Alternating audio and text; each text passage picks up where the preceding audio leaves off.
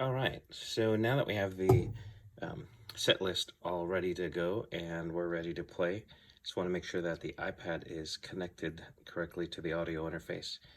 So a few things we're going to do here. First thing is that we need this um, camera adapter that is made for iPad and iPhone. So it has the USB-A connector, and then it has the Lightning connector here, and then this part goes into the iPad. So we'll plug that in, and that gets us started.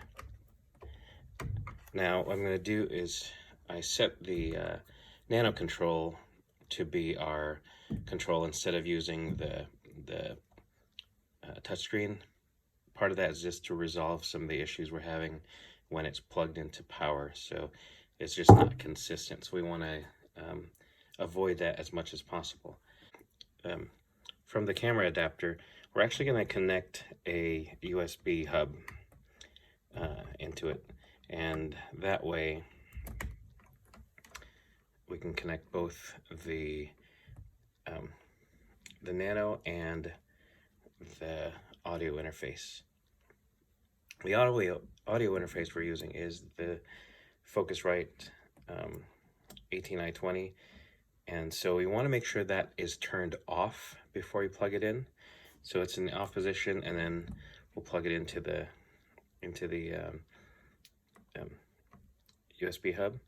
And then next is going to be we plug in the nano, and then finally we are going to plug in the iPad, at least get some power to the iPad.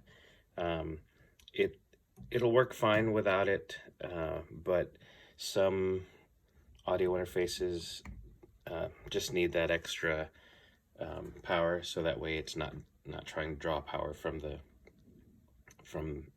the audio interface.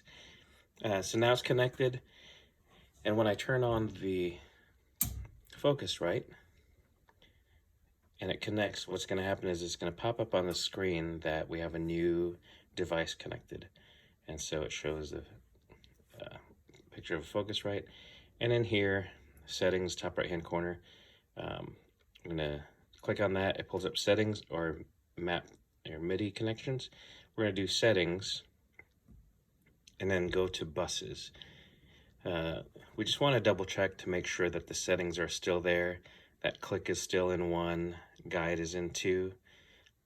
Everything else will be in 3 and 4 except for electric guitars. Electric guitars is going to be in 5. So those are the differences as far as where we want to send them. As far as the MIDI settings, I'm not going to get into that. Just know that I have it set already, and so we're going to just go through that quickly. So there are only 4 songs this week, but I added Living Hope as a 5th song as well. It's the 4th and 5th song. The difference is that the 5th one is just the last 2 courses only, and that's because it's coming in after baptism. So with that in mind, we have on the Nano we have 8 channels, but we're only using the buttons for 5. So song 1, you'll see that it switches to that. Song 2 is highlighted, song 3, song 4, and then after Living Hope, song 4 is going to be pads. I didn't use that or assign that as a song number, so when you hit 5, it actually skips to the next one. And then play and stop are the same button, so it's the play button. I use this one, this play button, because it matches the play button on the app. So makes it easy.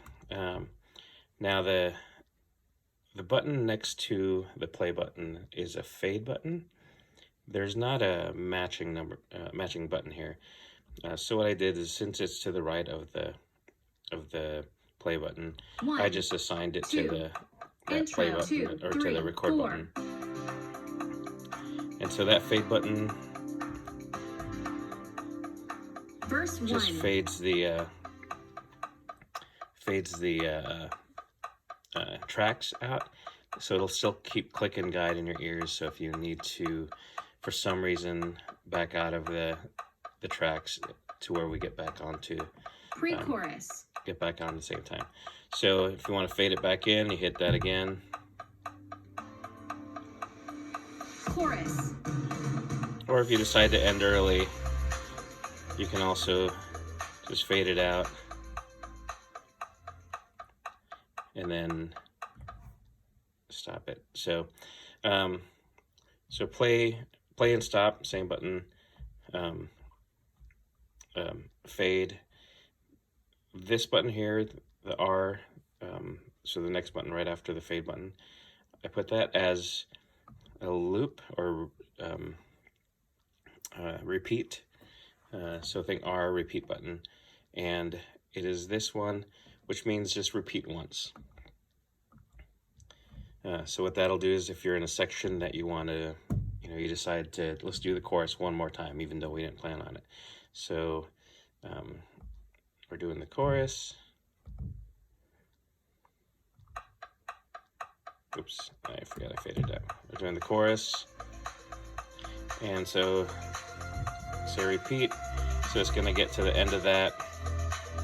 And if you watch the timeline, what it's going to do is jump back to the beginning of that particular one.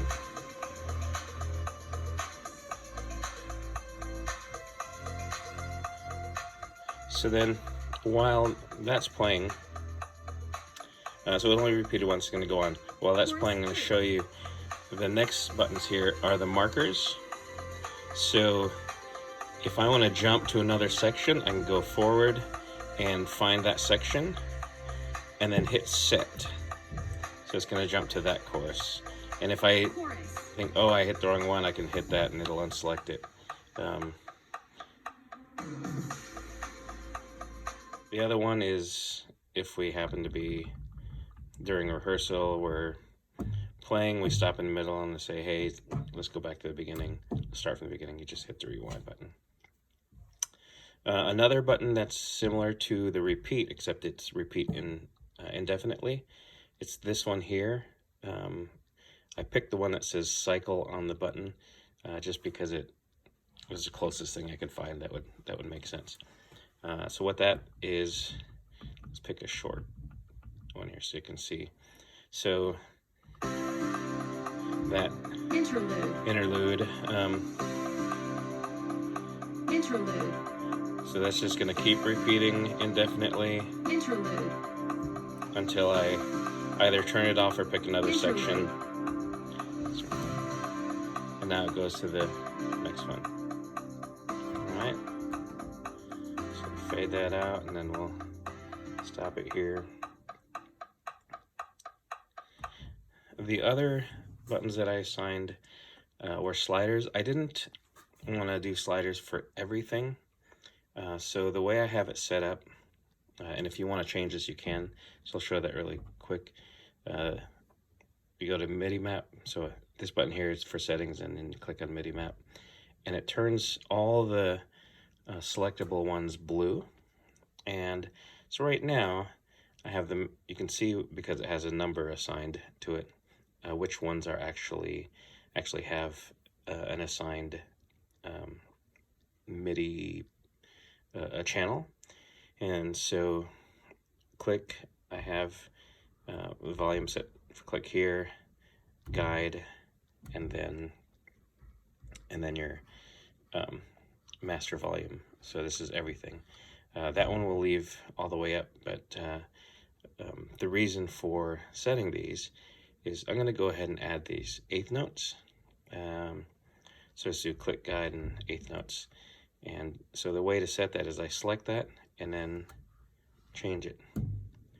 So now let's say, the way we have it in order here is click, eighth notes, and guide. And I have it flip-flop here. So I'm going to reassign those. I'm going to unmap that, unmap this one as well. So I'm going to do click, eighth notes. Sign it there, and then guide here. All the other ones we don't ever use. The accent note drives us all crazy, so I just turned them all down. So to get out of this, go back up here, uncheck MIDI map, and then hit there to close. So now you'll notice the click slider goes up and down, eighth notes, and then these, guide, sorry. So click, eighth notes, guide. These don't do anything. And then the master volume. Hopefully you can see that. So let's go to song 2. And I'm just going to hit play. 1, 2, intro, 2, 3, 4. So that way you can kind of hear. So here's our eighth notes. And we can take that away if there's another song that's getting a little annoying, we can do it that way. So there's your corner notes only.